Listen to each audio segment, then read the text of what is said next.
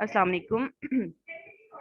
अच्छा, last Thursday की class हमारी मिस हो गई थी, जिसमें हमने मल्टी क्लास क्लासिफिकेशन के ऊपर देखना था कि किस तरह से नाइबेस या केएनएन का जो मल्टी क्लास का वही है ना, उसको हम इम्प्लीमेंट कर सकते हैं। तो रिकॉर्डेड लेक्चर सेम थर्सडे के दिन ही अपलोड कर दिया था और लिंक शेयर कर दिया था एलएमएस पे, जिसके बेस के ऊपर आपकी असाइनमेंट नंबर 2 भी ड्यू है। आई होप आपने देख लिया होगा। अगर उसमें कोई इशू है तो आप काइंडली डिस्कस कर लें, ताकि अदरवाइज फिर हम क्लास आज का लेक्चर जो है वो कंटिन्यू कर सकें।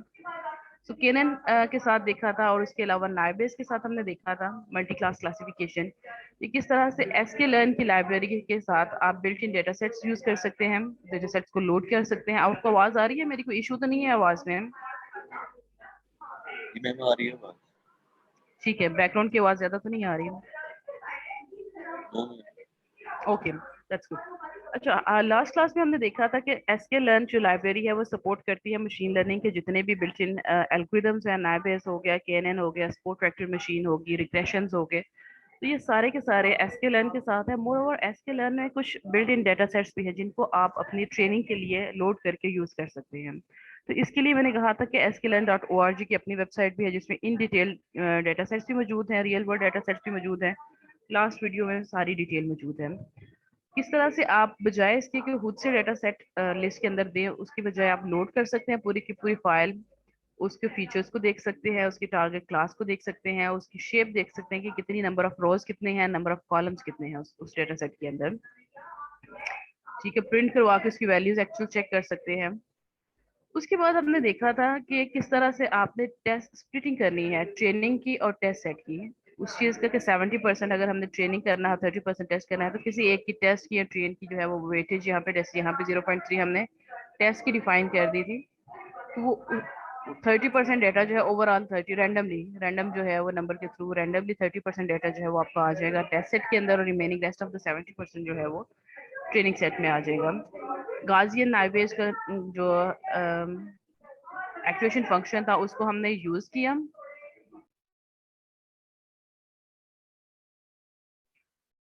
ठीक है, उसको हमने ट्रेन करवाया था, यानी कि उस डेटा सेट के ऊपर, और प्रिडिक्शन में हमने एक्यूरेसी करवाई थी कि कितने परसेंट एक्यूरेट हमारा आउटपुट आता है। तो यहाँ पे ये एक्यूरेसी है, जो कि यहाँ पे 90% हम कह रहे हैं कि जी ये जो नाइबेस का गाइडियन एक्टिवेशन फंक्शन था, इसके थ्रू 90% इस डेटा सेट के ऊपर, जो वाइन का डेटा सेट था, 90% उसके ऊपर वो एक्यूरेसी दे रहा है।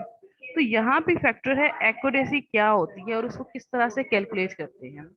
ठीक है, इसी तरह से जो दूसरा था केएनएन का, केएनएन भी हमने सेम उसी तरह से किया था कि एसकेएलएन का डेटा सेट में से बिल्ट इन डेटा सेट हमने लोड किया था। ठीक है, उसको विजुअलाइज करवाया था, देन स्प्लिटिंग की थी टेस्ट की एंड ट्रेन की।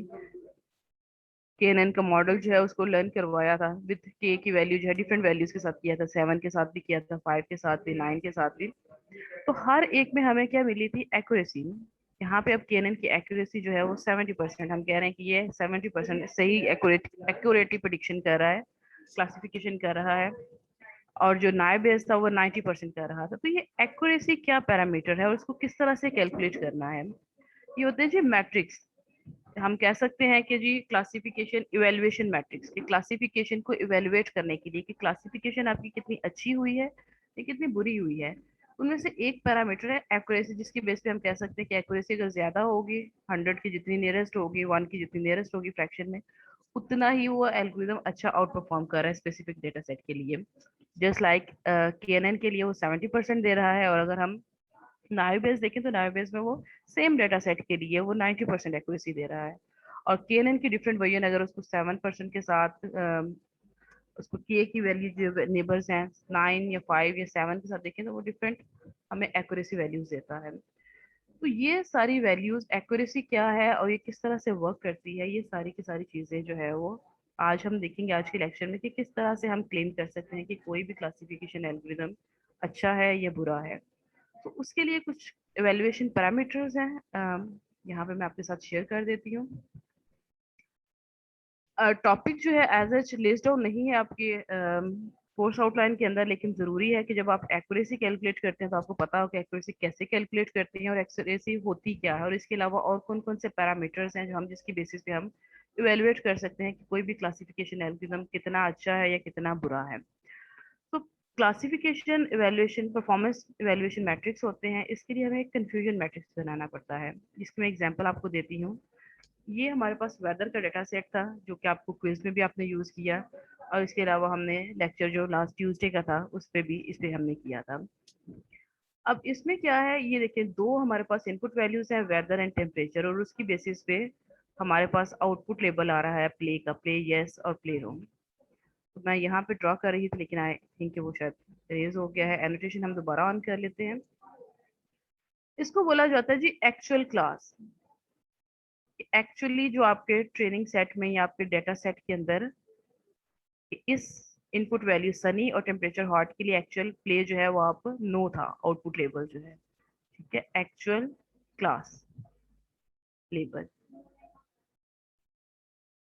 ठीक है जी, यानी इनपुट वैल्यू अगर सनी हॉट दे रहे हैं तो आउटपुट वो नो था, ओवरकास्ट एंड हॉट है तो आउटपुट जैसा। ये होती है एक्चुअल क्लास जो कि आपके डाटा सेट के अंदर लेबल्स ऑलरेडी मौजूद हैं। उसके बाद इस डेटा सेट के साथ हम बनाते हैं एक क्लासीफायर को वैल्यूज फॉरवर्ड करते हैं, जैसे के एन एन को या नाइबेस को हमने की थी। मैं उसको भी ओपन कर लेती हूँ यहाँ पे।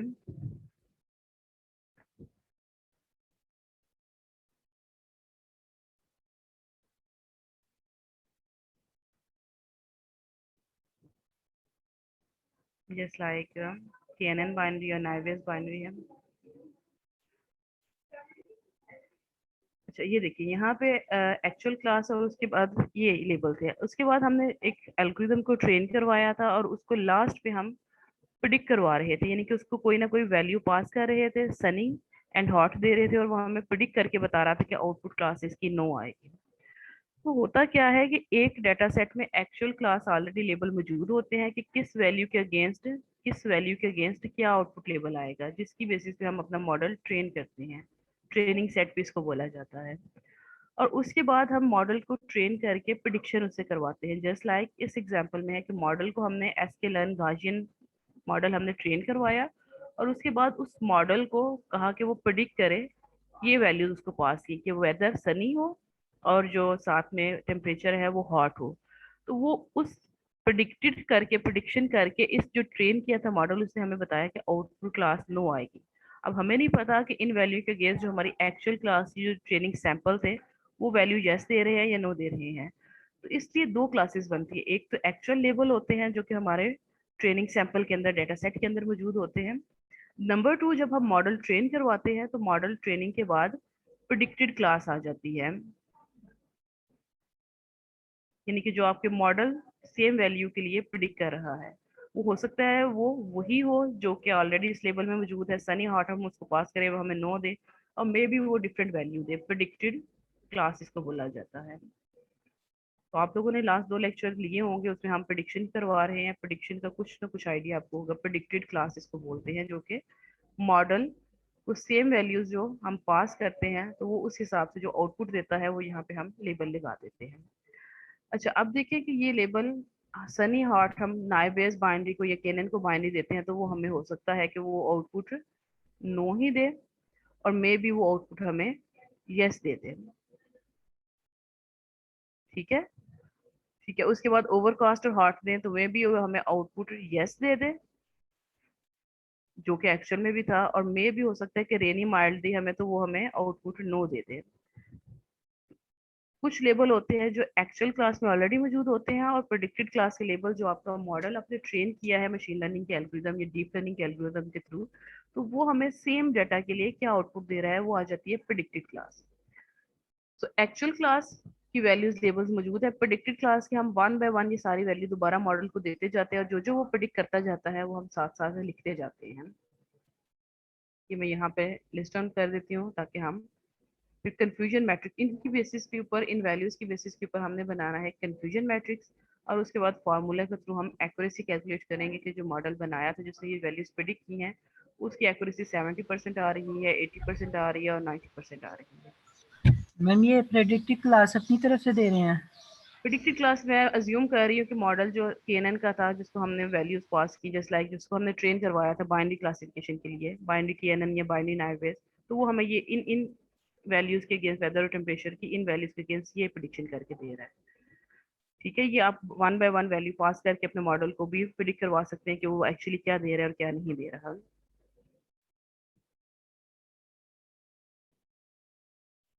ओवरकास्ट और कूल के लिए मे भी वो हमें नो दे दे, डिफरेंट दे दे। जरूरी नहीं है, आप लोग क्विज कर चुके हैं, आप लोग लेक्चर 1 लिख चुके हैं बाइनरी वाला, तो अंदाजा होगा कि जरूरी नहीं कि वो वही वैल्यूज आउटपुट करे, वो मे बी वो डिफरेंट वैल्यूज भी आउटपुट कर दे सकता है।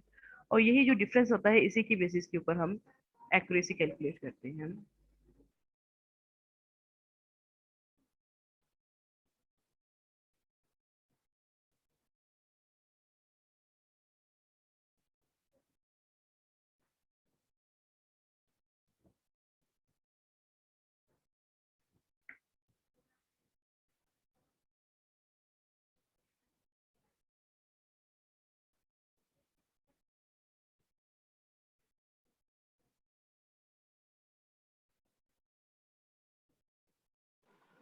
मैंने प्रिडिक्टेड क्लास को हम खुद से एज्यूम कर रहे हैं। बट मैं अज्यूम कर रही हूँ, आप रियल टाइम में इसको चेक भी कर सकते हैं। मैं आपको यहाँ पे दिखा देती हूँ।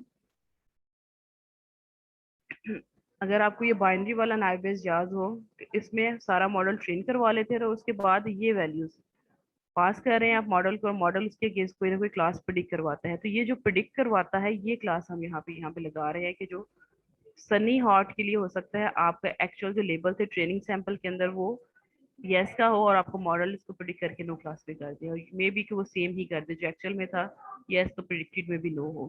तो ये प्रिडिक्टेड क्लास आ रही है, जो मॉडल ट्रेन करते हैं उसको वैल्यू सेम अगर हम पास करें एज अ टेस्ट सेट के तौर पर, तो वो हमें क्या प्रिडिक्शन कर सकता है। वो मे बी वही लेबल दे जो कि एक्चुअल में मौजूद है, और मे बी वो कहीं पर डिफर भी कर सकता है। तो दो चीजें आ जाती हैं, actual class and predicted class. Actual class वो लेबल होते हैं जो कि आपके ट्रेनिंग सैंपल के अंदर गिवन डाटा सेट के अंदर मौजूद होते हैं, और प्रिडिक्टेड क्लास वो होती है जो कि आपका मॉडल जो आपने ट्रेन किया है by using any classification algorithm, naive base और केएनएन, तो वो प्रिडिक्शन क्या कर रहा है इन वैल्यू की। तो ये एक्चुअल एंड प्रिडिक्टेड क्लास यहाँ पे आ जाता है। उसके बाद हमने क्या बनाना है, कंफ्यूजन मैट्रिक्स बनाते हैं। यहाँ पे मैं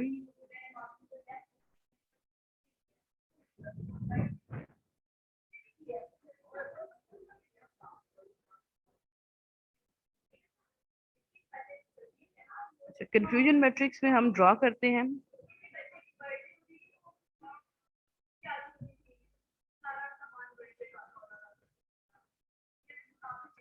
अच्छा, अब हमारे पास दो क्लासेस हैं प्ले के लिए, यस और नो।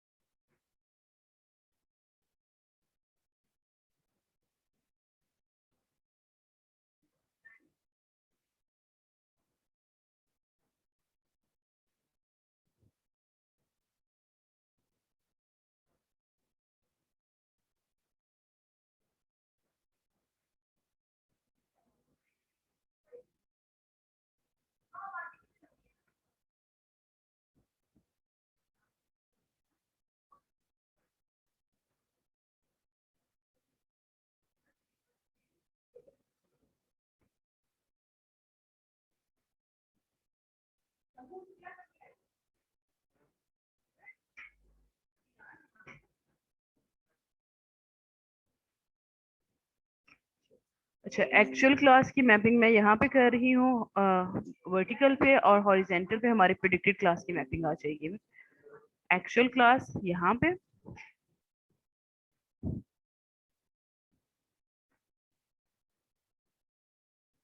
वर्टिकली उसकी मैपिंग आ जाएगी एक्चुअल क्लास की,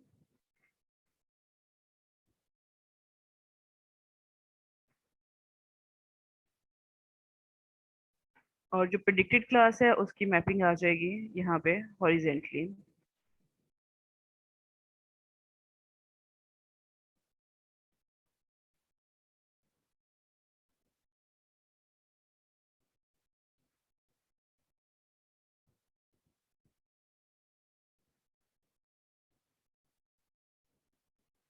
ठीक, अब हमने देखना है कि फर्स्ट एक्चुअल क्लास में नो था और प्रिडिक्टेड क्लास में भी नो आया, तो ये काउंट हमने काउंट करते जाना है। एक्चुअल क्लास में नो था और प्रिडिक्टेड ने भी नो ही आउटपुट दिया, तो एक्चुअल क्लास में नो एंड प्रेडिक्टेड में नो, यानी कि यहाँ पे इस जो बॉक्स था राइट बॉटम कॉर्नर पे, इस पे ये काउंट हो जाएगा 1 का, यानी कि एक्चुअल क्लास लेबल नो था, प्रेडिक्टेड क्लास लेबल भी नो आया। एक्चुअल क्लास की मैपिंग देखनी है नो की, ये रो और प्रेडिक्टेड का कॉलम, तो यहाँ पे मीट कर रहे हैं, तो यहाँ पे हम काउंट कर देंगे 1 का, क्योंकि हम ओवरऑल एक्यूरेसी जज करना चाह रहे हैं कि जो प्रेडिक्टेड क्लास जो हमने मॉडल बनाया है ये कितने % एक्यूरेट है।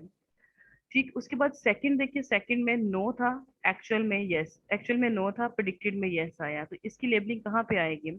एक्चुअल क्लास में नो और प्रेडिक्टेड की यस, यहाँ पे मीट कर रहे हैं इस कॉर्नर में, यहाँ पे काउंट 1 हुआ, 2 वैल्यूज हमने कर ली। तीसरी पे आए थर्ड वन, एक्चुअल क्लास की जो प्रेडिक्शन है वो यस थी और प्रेडिक्टेड क्लास ने भी उसको यस किया, यानी कि एक्चुअल क्लास का लेबल भी यस और प्रेडिक्टेड का लेबल भी यस, एक्चुअल क्लास का लेबल भी यस और प्रेडिक्टेड का लेबल भी यस, तो काउंट यहाँ पे 1 हो जाएगा। ठीक, नेक्स्ट आप मुझे बताएं कि थर्ड का काउंट कहाँ पे हम 1 करेंगे? एक्चुअल क्लास में यस है और प्रेडिक्टेड क्लास में नो है। एक्चुअल क्लास में यस है और प्रेडिक्टेड क्लास में नो है, तो लेबलिंग इस कॉर्नर पे हो जाएगी 1 की। ओके, अब आप मुझे बताएं कि इसके लिए लेबलिंग हमें कहाँ पे करनी पड़ेगी? एक्चुअल क्लास में यस है और प्रेडिक्टेड क्लास में भी यस है।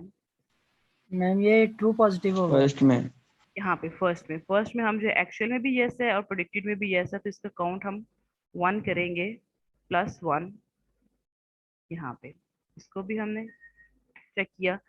नेक्स्ट, एक्चुअल क्लास में नो है, प्रेडिक्टेड में भी नो है, एक्चुअल क्लास में नो यहाँ पे और प्रेडिक्टेड में भी नो, मैम ये लास्ट वाला होगा। एक्चुअल में भी नो, प्रेडिक्टेड में भी नो, तो यहाँ इसका इस बॉक्स के अंदर हमारा काउंट जो है वो +1 हो जाएगा। ठीक, इसको भी हमने कर लिया। नेक्स्ट, एक्चुअल का यस है, प्रेडिक्शन में नो है, सो एक्चुअल का यस, एक्चुअल का यस, प्रेडिक्टेड का नो, तो ये काउंट हो जाएगा इस कॉर्नर में +1।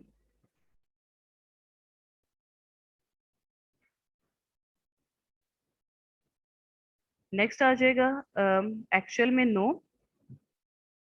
एक्चुअल में नो है, प्रेडिक्शन में भी नो है, तो ये हमारा एक्चुअल क्लास का label no and predicted class का नो, यानी कि ये बॉटम राइट कॉर्नर के ऊपर जो काउंट जो ऑलरेडी 1 + 1 था वहां पे काउंट हो जाएगा अनदर 1 + 1।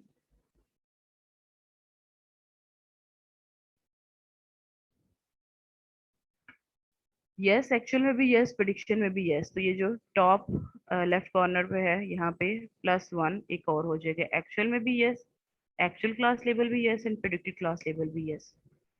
नेक्स्ट वन, एक्चुअल में यस है, प्रेडिक्शन में नो है, यानी कि एक्चुअल में यस है, प्रेडिक्शन में नो है, तो ये यहाँ पे मीट करेगा टॉप राइट कॉर्नर के ऊपर, +1 यहाँ पे हो गया। ठीक, थोड़ी रह गई हमारे। नेक्स्ट वन, यस है, एक्चुअल में यस है, प्रेडिक्शन में नो है, एक्चुअल में यस, प्रेडिक्शन में नो, अगेन इसी इसी कॉर्नर के अंदर हमारा +1 हो जाएगा। एक्चुअल में यस, प्रेडिक्शन में भी यस, एक्चुअल में भी यस, प्रेडिक्शन में यस, तो ये इस कॉर्नर में वैल्यू +1 हो जाएगी। एक्चुअल में यस, प्रेडिक्शन में 1, अगेन यहीं पे +1 है। Okay, and the last one, actual में नो है और प्रेडिक्शन में यस है, एक्चुअल में नो है और प्रेडिक्शन में यस है, यानी कि इस कॉर्नर में हमारा +1 हो जाएगा। ठीक है जी, टोटल काउंट हम सम कर लेते हैं ताकि हम प्लस करके टोटल काउंट उसमें लिख लें। इस कॉर्नर में टोटल काउंट आ जाएगा 2 का, यहाँ पे टोटल काउंट 3 है, यहाँ पे 1 2 3 4 और यहाँ पे 1 2 3 4 5, तो इस कॉर्नर पे टोटल काउंट आ जाएगा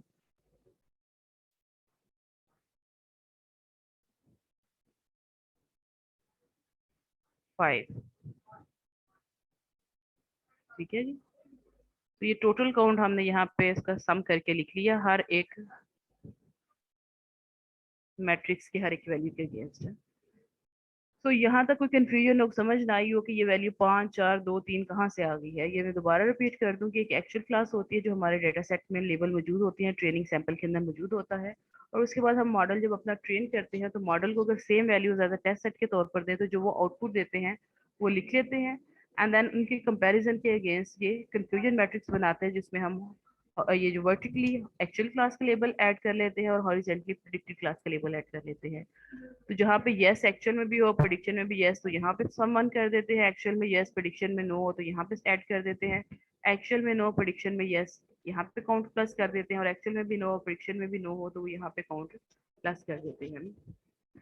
ठीक है जी, ये वैल्यूज अब आपको मैं बताऊं कि होता क्या है कि जब आप कोई लेबोरेटरी से टेस्ट करवाते हो, ठीक है, कोई भी ब्लड टेस्ट करवाते हो या किसी डिजीज के लिए टेस्ट करवाते हो, तो आपको एक्चुअली वो डिजीज हो और टेस्ट में भी प्रेडिक्शन में भी यस आए, तो इसको बोला जाता है ट्रू पॉजिटिव वैल्यू। ठीक है, ट्रू पॉजिटिव, एक्चुअली आपको वो डिजीज थी, एक्चुअली यस थी, और जब आपने टेस्ट करवाया तो भी आपकी वो टेस्ट में भी पॉजिटिव ही आई। ठीक है, तो ये आ जाएगा ट्रू पॉजिटिव। इसके बाद होता है सेकंड कि एक्चुअली आपको नहीं थी और प्रेडिक्शन में भी नो आया, तो इसको बोला जाता है ट्रू नेगेटिव वैल्यू। ठीक है, true positive and true negative दो वैल्यू होती हैं, क्योंकि मेडिकल टेस्ट आपने करवाया किसी भी स्पेसिफिक डिजीज के लिए, एक्चुअली वो डिजीज थी और प्रेडिक्शन में भी टेस्ट में भी रिपोर्ट में भी वो पॉजिटिव ही आई, जिसको बोला जाता है इस वैल्यू को ट्रू पॉजिटिव। और अगर वो एक्चुअल में भी आपको नहीं थी, एक्चुअल में भी वो डिजीज आपको नहीं थी और प्रिडिक्टेड जो टेस्ट करवाया उसमें भी रिपोर्ट नेगेटिव आया, तो इस वैल्यू को बोला जाता है ट्रू नेगेटिव। तो ये जो काउंट पहले हमने कर लेना है, अब इनके लेबल है ये true positive value and this is true negative value.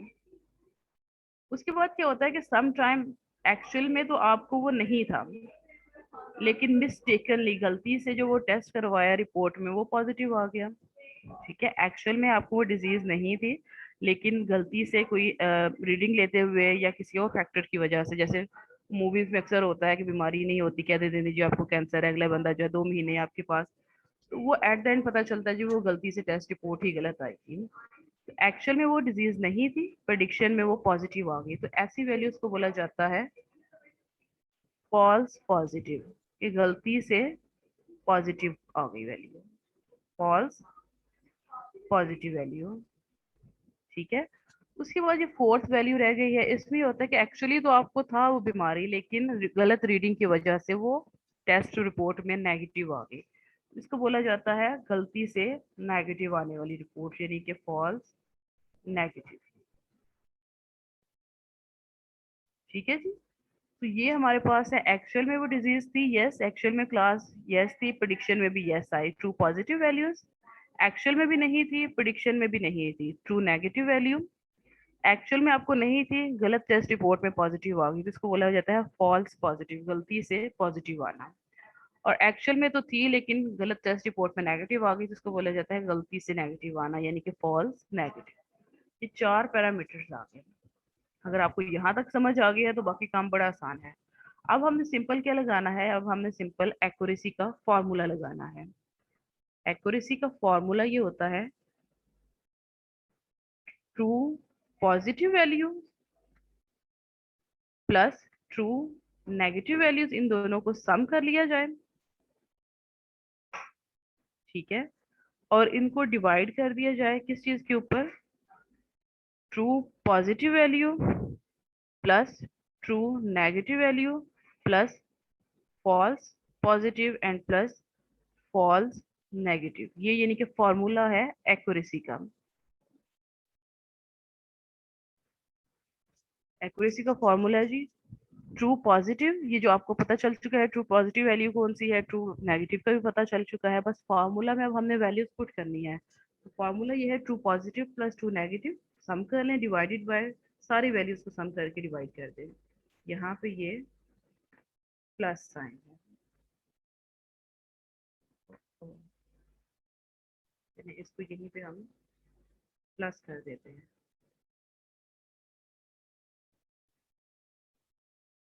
हो गया, अब इस फॉर्मूला में सिर्फ वैल्यूज पुट करूंगे और उसके बाद हम उसको कैलकुलेट कर लेंगे। अच्छा, ट्रू पॉजिटिव बताया मुझे क्या वैल्यू है, कंफ्यूजन मैट्रिक्स आपके सामने है। ट्रू पॉजिटिव वैल्यू मुझे बताएं इसमें से कौन सी है? 5 5 हो गई, ठीक है जी।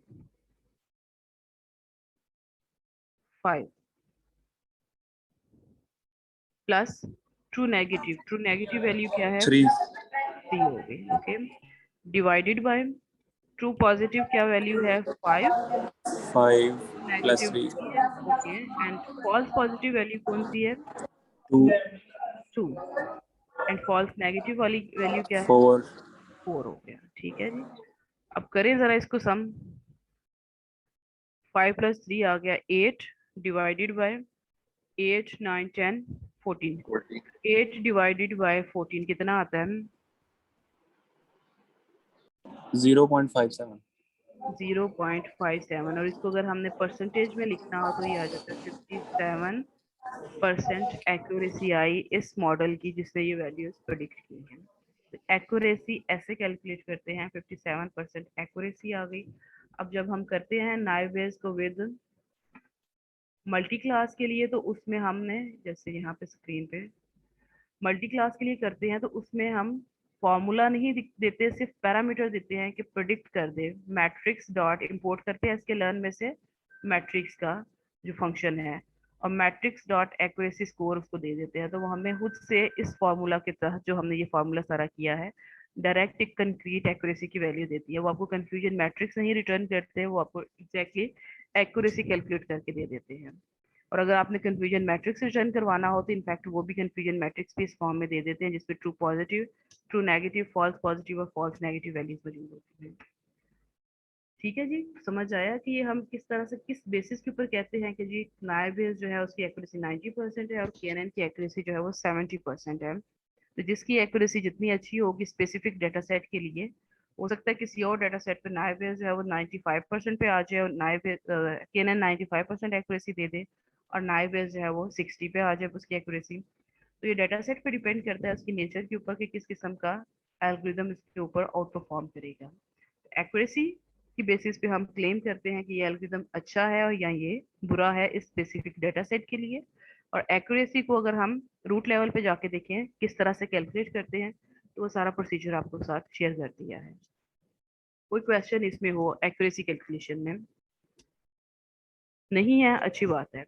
एक्यूरेसी का रिवर्स पैरामीटर होता है। पहला तो हमने एक्यूरेसी निकाली, एक होता है एरर रेट, गलती कितनी है। एक्यूरेसी तो आ गई, एक्यूरेसी का उल्टी फॉर्म होती है एरर रेट।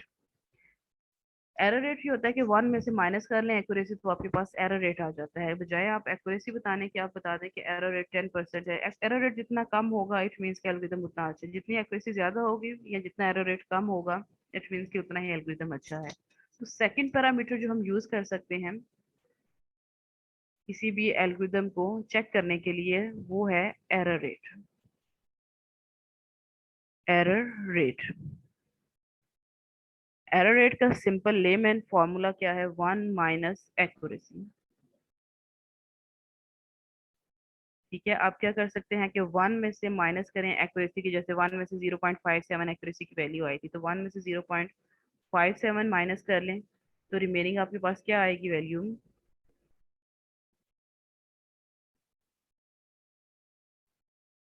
0.43 आएगी। ऐसा ही है कि डिफरेंट आएगी?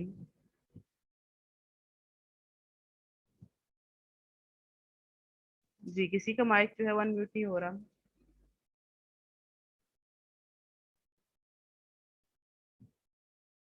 Anyone available? क्वेश्चन है आपसे कि एरर रेट रिवर्स होता है, रिवर्स टू एक्यूरेसी। एक्यूरेसी जैसे लाइक हमारे पास 0.57 आई है, 1 में से वो माइनस करें तो 0.43 यानी कि 43% हमारे पास एरर रेट आ जाता है। ठीक है, तो ये है सेकंड पैरामीटर कैलकुलेट करने का कि कोई भी एल्गोरिथम कितना अच्छा है या कितना बुरा है। दो पैरामीटर अभी तक हमने कवर किए हैं। ठीक है जी, थर्ड पैरामीटर इसमें आ जाता है सम टाइम एक्यूरेसी या एरर रेट की बजाय आपसे कहा जाता है कि प्रिसीजन कैलकुलेट कर दें, रिकॉल कैलकुलेट कर दें, या फिर एफ मेजर कैलकुलेट कर दें। अदर पैरामीटर्स इसको इवेल्युएशन के लिए, क्लासिफिकेशन इवेल्युएशन के लिए जो और मैट्रिक्स यूज होते हैं उनमें से एक है प्रिसिजन।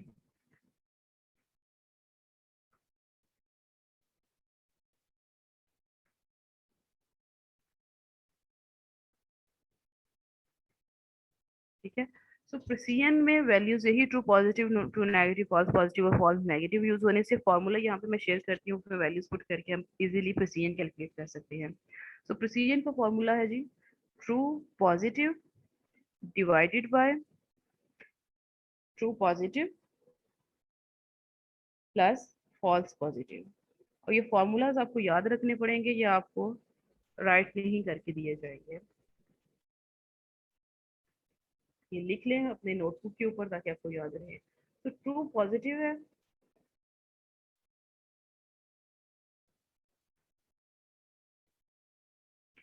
ट्रू पॉजिटिव की वैल्यू 5 है डिवाइडेड बाय हमारे पास फॉर्मूला है true positive 5 plus false positive की वैल्यू 2।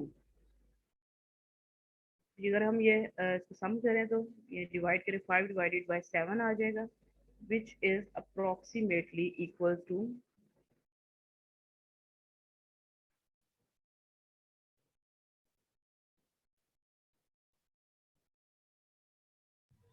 0.71। 0.71 या हम कह सकते हैं 71%। प्रिसिजन हो गया। नेक्स्ट पैरामीटर आ जाता है रिकॉल का, सॉरी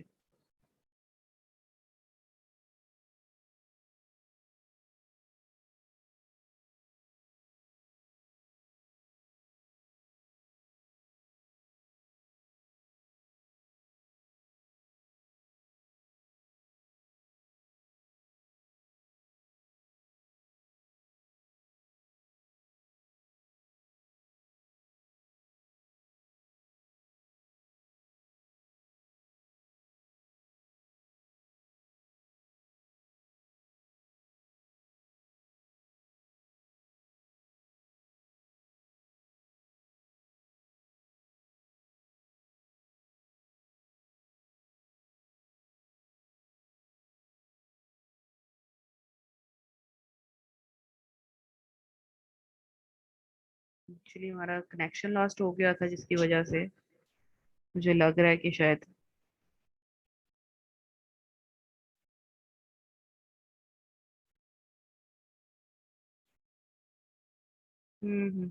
अब क्या करें। किसी ने स्क्रीनशॉट लिया हो जो हम कर रहे थे काम उसका? No ma'am. अब क्या करें, हमारा तो सारा जो डेटा लॉस हो गया। मैम नोट किया हुआ है जो आपने लिखा हुआ था, एक्यूरेसी, एरर रेट और प्रिसीजन। चलिए मुझे कंफ्यूजन मैट्रिक्स लिखवा दें ताकि उसकी बेसिस पे हम फर्दर कंटिन्यू कर सकें। प्रिसीजन आपने लिखा हुआ है, इसका आपको 0.71 आया था आंसर। नहीं, उसकी जरूरत नहीं हमें। कंफ्यूजन मैट्रिक्स, चलिए रिकॉर्डिंग में ये सारी चीजें मौजूद होगी वो वाला।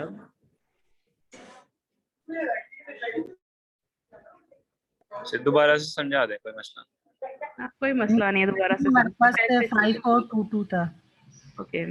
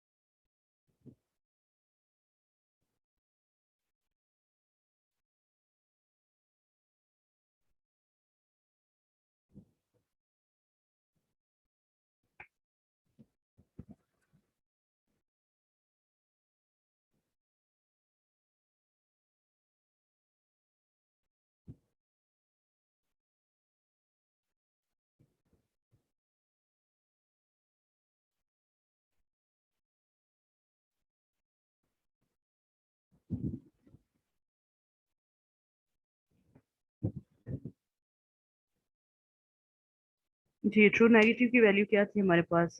3 थी या 3? 3 ma'am. False positive 2 true and false negative was 4. 4 okay जी, कॉल कैलकुलेट हम कर रहे थे रिकॉल। तो रिकॉल का फॉर्मूला था true positive divided by true positive plus false negative value. True positive 5 है डिवाइडेड बाय 5 प्लस 4, यानी कि 5 डिवाइडेड बाय 9, जो कि आ जाती है अप्रोक्सीमेटली इक्वल्स टू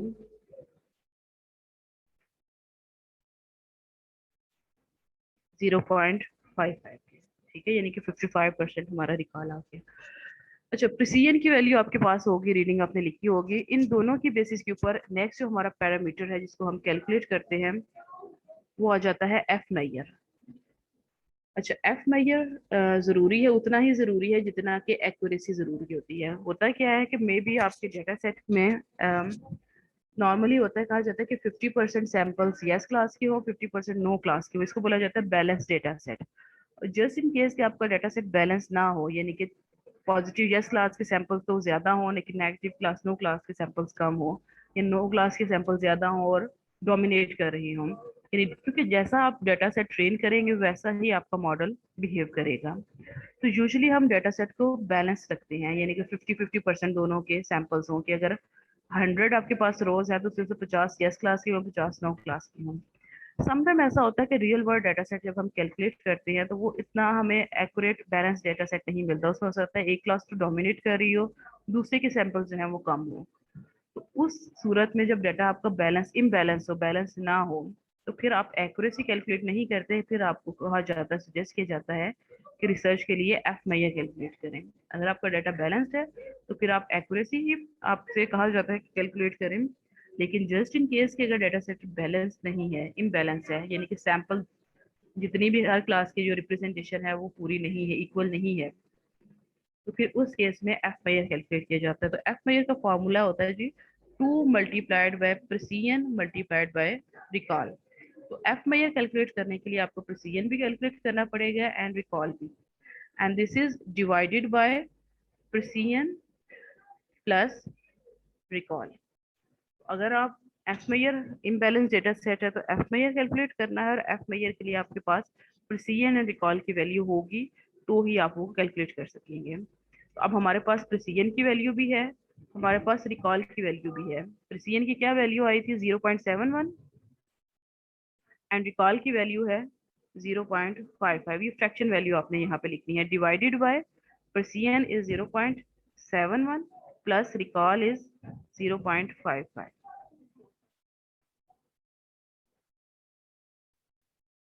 ठीक, ये कैलकुलेट करें जरा, मल्टीप्लिकेशन करें, डिवीजन करें, समेशन करें, मुझे बताएं कि फाइनली एफ मेजर की वैल्यू क्या आती है। मैम ये एफ मेजर है क्या, इसका पर्पस क्या है? एफ मेजर उसी तरह से एक मैट्रिक्स है जैसे एक्यूरेसी है, तो हम ये क्लासिफिकेशन की वैल्यूएशन के लिए यूज करते हैं। तो एफ मेजर के फॉर्मूला में प्रिसीजन एंड रिकॉल दो वैल्यूज आती हैं, उनकी वैल्यूज पुट करेंगे, और जैसे हम कहते हैं ना कि 70% 80% एक्यूरेसी है तो मॉडल बड़ा अच्छा है, उसी तरह से हम जब डेटा इम्बैलेंस हो, उसमें रिप्रेजेंटेशन प्रॉपर ना हो हर एक क्लास की, कोई एक क्लास डोमिनेट कर रही हो दूसरे के सैंपल्स कम हो, तो फिर हम एफ मेजर एक्यूरेसी की बजाय एफ मेजर 0.61 0.61, बाकी लोग कैलकुलेट कर सकते हैं। एफ मेजर भी किया। अभी तक हमने कितने पैरामीटर्स कैलकुलेट किए हैं? एक्यूरेसी की है, एरर रेट किया है, प्रिसीजन किया है, रिकॉल किया है, एफ मेजर 5, दो बस और रह गए हैं। रिसेंटली आपने किसी की पीसीआर रिपोर्ट चेक की हो, कोविड की किसी ने करवाई हो, पॉजिटिव आई हो या नेगेटिव आई हो, किसी को देखी हो रिपोर्ट आपने, तो जो फर्स्ट लाइन है उसमें सेंसिटिविटी एंड स्पेसिफिसिटी दो मेजर्स लिखे होते हैं।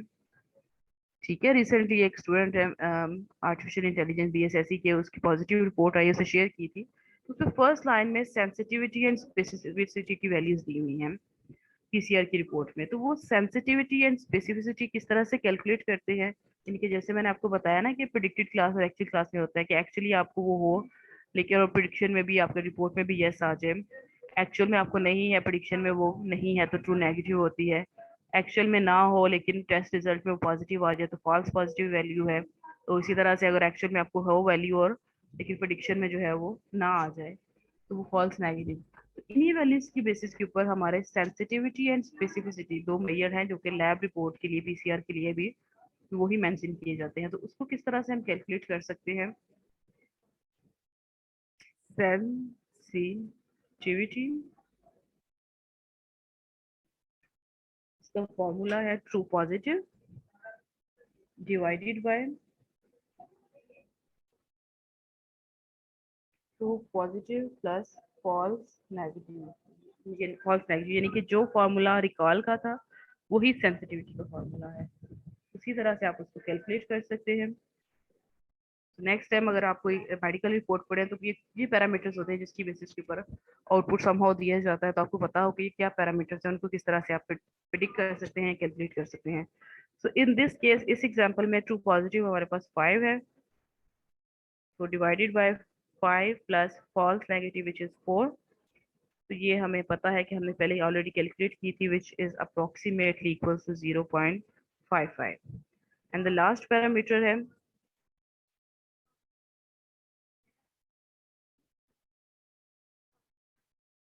स्पेसिफिसिटी। उसका फॉर्मूला वही है, फॉर्मूला इसका फॉर्मूला थोड़ा डिफरेंट है, ये किसी के साथ मैच नहीं करता। True negative divided by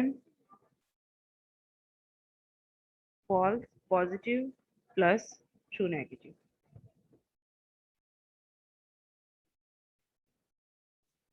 true negative की वैल्यू बॉटम राइट कॉर्नर पे 3 डिवाइडेड बाय फॉल्स पॉजिटिव 2 है प्लस ट्रू नेगेटिव 3 है। ये आ जाएगा 3 डिवाइडेड बाय 5 जो कि अप्रोक्सीमेटली इक्वल आता है 0.6 के। ठीक है, यहाँ 60% आप कह सकते हैं। तो ये टोटल 7 पैरामीटर्स है जिसकी बेसिस पे हम कह सकते हैं कि कोई भी क्लासिफिकेशन एल्गोरिथम कितना अच्छा है या कितना बुरा है। ठीक है, एक और चीज यहाँ पे मैं आपको मेंशन कर दूं। चलिए, वो करने से पहले मुझे बताएं कि असाइनमेंट की क्या सिचुएशन है, कहाँ तक पहुंची है असाइनमेंट? किसी ने अटेम्प्ट कर ली हो, कंप्लीट कर ली हो?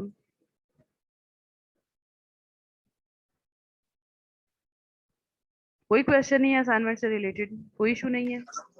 No ma'am. ये तो बड़े अच्छे स्टूडेंट आप हो गए हुए हैं सारे। मैम वैसे सेम टू सेम तो वैसे ही है, थोड़ी सी बस सेम चेंजिंग टू करनी सेम है। वही है, बस ये कि एक दफा आपने अपने हाथ से गुजारनी है चीजें। बिल्कुल मैम। सही है, और याद भी उसको रखना है, क्या पता इस दफा एग्जाम जो है वो ऑन कैंपस हो जाए और आप जो है वो सारा कुछ अपनी ड्राइव में सेव करके बैठे हो। ठीक है, ओके। 7 पैरामीटर से अब यहाँ पे मैम इसका एग्जाम ऑनलाइन होगा? मुझे क्या पता, जो पॉलिसी आएगी उस हिसाब से कर लेंगे। ऑन कैंपस होगा तो ऑन कैंपस आप सबको करवा देंगे। ऑनलाइन करवा लें मैम, ऑन नहीं नहीं, कैंपस का ऑनलाइन में जो आपके हालात है ना मिड में, वो रहने दिए। आप दुआ करें कि आपको ऑन कैंपस ही हो जाए, कोई बचत हो जाए आपकी। अदरवाइज जो मिड के हालात है ना, वो कोशिश दुआ करें आपके आपके रिटर्न ऑन कैंपस हो जाए। मिड मैम आप वाला हुआ नंबर ना ज्यादा जब दिए, आप नंबर ज्यादा दिया करें ना, आप थोड़े आपने थोड़े कुछ नंबर किया दें। होगा तो नंबर दूंगी मैं, कुछ किया ही नहीं तो नंबर मैं कैसे हम, आप दूंगी? भी कोई रहम खाया मैम करे हम बच्चों तो पे। इतना कुछ करते हैं। बस ये मेरा ख्याल है, मैं अब करवा रही हूँ जल्दी रिव्यू, आपको ओपन कर दूंगी और अनाउंसमेंट कर दूंगी कि रिव्यू ओपन है, उसको चेक चौथा कर लीजिएगा। स्पेशल हालात आपका पढ़े। हालात जो है वो अच्छे नहीं है अभी तक, जितने मैम पेपर्स आइए, मैंने। मैम कब बताएंगी मार्क्स? कोशिश तो मेरी है कि आज मैं कर दूं कंप्लीट, थोड़ी रह गए हैं, मैक्सिमम हो चुके हैं। चलो मैम आज बता दीजिएगा। ठीक है ठीक है, हो सकता है मार्क्स दिखाऊं तो असाइनमेंट भी जल्दी हो जाए और अच्छी हो जाए। अच्छा, ये है भाई बात 2 ना क्लास के मुश्किल। लिए। ठीक है, यहाँ पे ये चीज देख ले, ये 2 क्लास के लिए कंफ्यूजन मैट्रिक्स भी था और ये 2 क्लास के लिए सारे फैक्टर्स फार्मूला सारे यही रहेंगे। अगर 2 से ज्यादा क्लासेस आ जाती हैं तो कंफ्यूजन मैट्रिक्स में उतने कॉलम्स और उतनी रोज ज्यादा ऐड हो जाएंगी। ठीक है, मल्टी क्लास के लिए तो मल्टी क्लास जो है वो मैं नहीं करवाऊंगी, वीडियो इसकी रिकॉर्डेड मौजूद है, लिंक मैं शेयर कर दूंगी, आप लोगों ने देखना हुआ तो देख लीजिएगा, अदरवाइज वो हमारे सिलेबस के बाउंड्रीज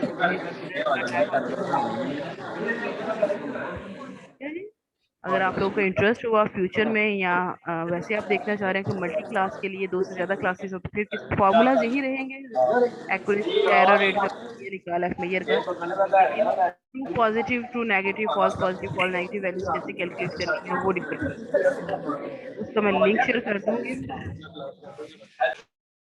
वो आप देख लीजिएगा। ठीक है, बस आज की क्लास में बस इतना ही था। अटेंडेंस अपनी मार्क करें और जाके मौसम एंजॉय करें। एक्सक्यूज मी मैम, मैम वो जो आपने लास्ट क्विज जो लिया है उसमें मैम आपने जो सेकंड पार्ट था KNN जिसमें आपने के की वैल्यू दी थी 3, तो मैम वो तो आपने करवाया ही नहीं था हमें। क्या किया था? केरन की वैल्यू 3 दी थी। जी मैम। केरन की वैल्यू 3 के साथ आपको नहीं था करवाया मैंने? मैम वो नहीं नो मैम, क्या इसी मतलब, के मुझे बात आपकी समझ नहीं आई। मैम वो जो सेकंड पार्ट था आपने क्वेश्चन दिया था जिसमें 2 पार्ट करने थे, एक हमने नाइव बेस के थ्रू करना था और एक KNN के थ्रू करना था। एग्जैक्टली जो मैम KNN वाला था वो आपने अलग मेथड हमें करवाया था जो कि क्विज से रिलेट ही नहीं था। न्यूमेरिक वाला मैम वाला आपने का करवाया हो था, गया नॉन था। न्यूमेरिक न्यूमेरिक करवाया था ना, मेरी बात सुने। नॉन तो न्यूमेरिक। जो आपका ट्यूसडे का लेक्चर हुआ था, ये जो अभी सामने है स्क्रीन पे, मैं ये देखें, ठहरे मैं नाइव बेस वाला भी केएनएन भी खोल लेती हूँ, मानी भैया मेरी बात सुने। ये लेक्चर आपने लिया था ना, इसमें ये वैल्यूज क्या थी? ये स्ट्रिंग थी और इसको हमने किस तरह से लेबल इनकोडर के थ्रू कन्वर्ट किया था नंबर्स में? आपको ये चीज याद नहीं थी? मैम याद है, तो फिर इसमें कोई क्वेश्चन बनता है?